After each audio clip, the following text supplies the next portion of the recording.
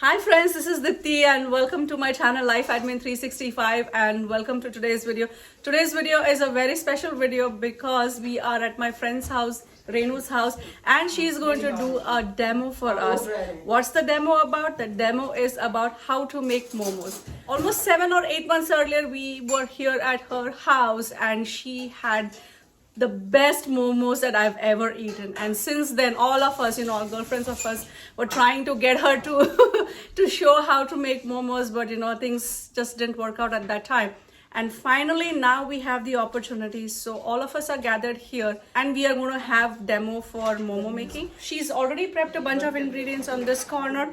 And she's also making a lot of other things for us, like for instance this pakoda. So I'm going to enjoy my pakoda and we are going to get a bunch of other things prepped and then we will start making the momos.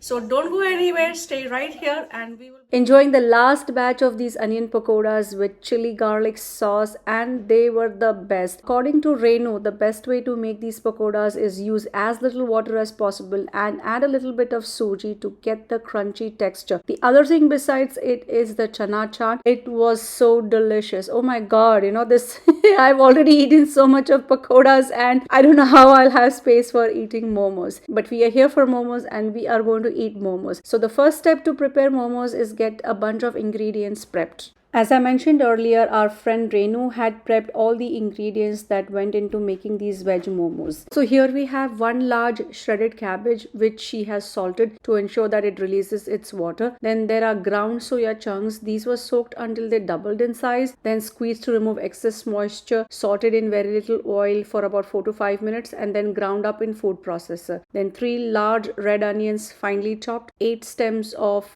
green onions roughly chopped, 1 large bunch of cilantro finely chopped, 1/3 cup of homemade ginger paste. She made this by first peeling the ginger and then pureeing it with a couple of tablespoons of oil. Then there is 250 grams of crumbled paneer, and lastly dough for making the wraps. Dough is easy to make. It's just take maida or all-purpose flour and knead it with water, a little bit of salt and a little bit of oil. Just make sure that the dough is covered to prevent it from drying. Momo ingredients are ready, but before that we are going to prepare the dipping sauce that goes along with these momos.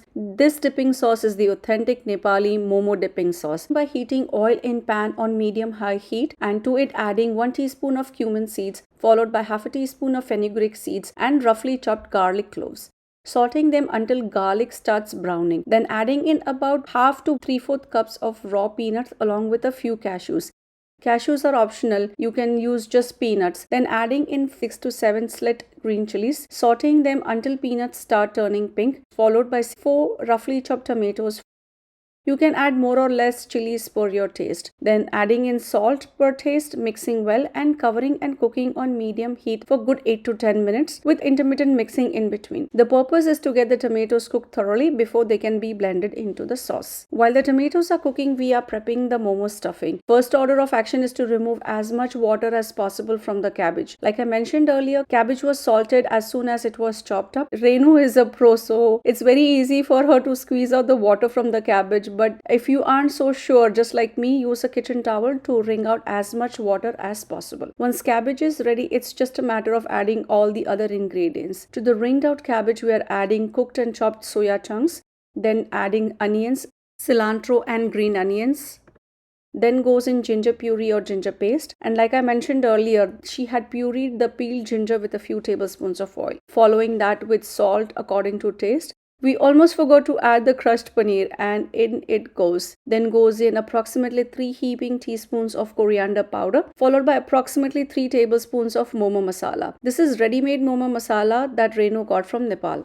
And lastly goes in 8 tablespoons of melted butter. Now it's time to get your hands and blend all the ingredients together. With such large quantities, even I find mixing with hand much more better and quicker than using a spoon or a spatula. But if you are not that comfortable or if you feel a little bit icky, do wear gloves or use larger sturdy spoon for mixing. Anyways, letting the flavors of the veggies and added spice marinate for a few minutes, during which time we are checking in on the cooking tomatoes. The looks of it, the tomatoes have broken down well. Time to add the star spice ingredient. Szechuan peppers. These peppers have a complex flavor. My friend M and I tasted a few and we instantly got an high. Not sure what gave the high, but both of us felt it. Turning off the heat and getting it off the heat and adding in a handful of chopped cilantro and mixing it well. While the tomatoes are cooling, we are getting water heating in a double steamer, and in that time we are going to start making the stuffing and get the momos ready. Renu's husband Mahesh was kind enough to make some coffee for us, so we are sipping hot coffee and having pakoda along with chana chaat and making the momos. This is so much fun. Anyways, all of us have gathered around our master chef Renu and getting some important tips on making these momos. Tip number 1 is to take small pieces of dough for making the wraps. The dough ball should be smaller than a puri ball but bigger than a marble. This dough is made from maida, so it will stretch quite a lot, and we want to make a thinner wrap and not a thicker wrap. Hence, it's important to use a smaller piece of dough. Tip number 2. As a beginner, it's okay to use generous amount of maida or all-purpose flour to roll out the dough. When rolled nicely, you can dust off the excess flour. Tip number 3. Roll out the dough as evenly as possible and slightly on the thinner side so that the momos cook completely and uniformly in the steamer in about 10 minutes time. But don't make the wraps too thin, as they will tear off easily when closing or become soggy and weak from the stuffing.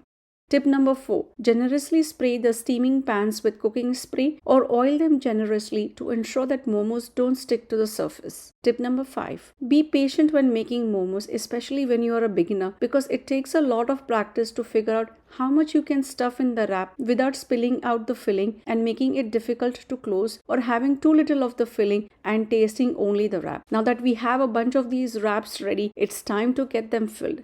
And here once again our master chef Renu is showing us how to stuff without tearing or everything falling apart. So place the wrap on the fingers of your non-dominant hand. Then place a generous portion of the filling on the wrap and using the thumb and forefinger of your dominant hand, pinch the wrap to form pleats and seal as you move forward. It's easier said than done. All of us are doing as Renu is instructing us to do, but boy, I am daring to show only hers. Not that ours are bad, but hers are so much more beautiful and heavily stuffed compared to ours.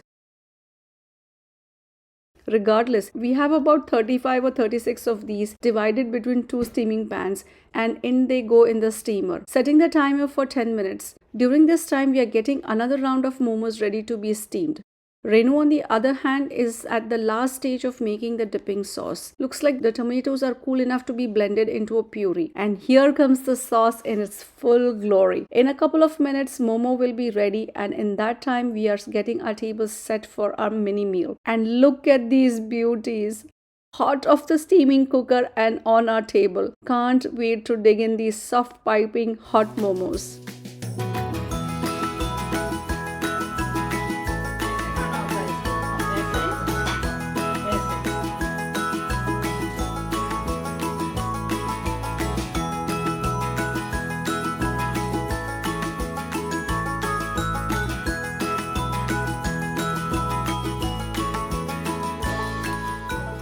Just finishing our first round and we are ready to make another set. This time the style is different.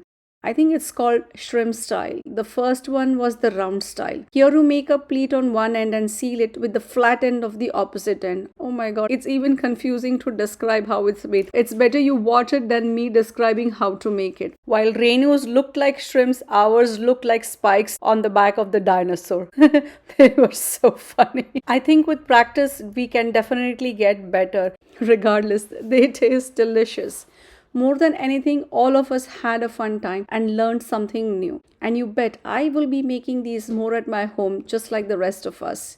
And though we may not become Momo expert like our Renu is, we will definitely have a new item added to our menu.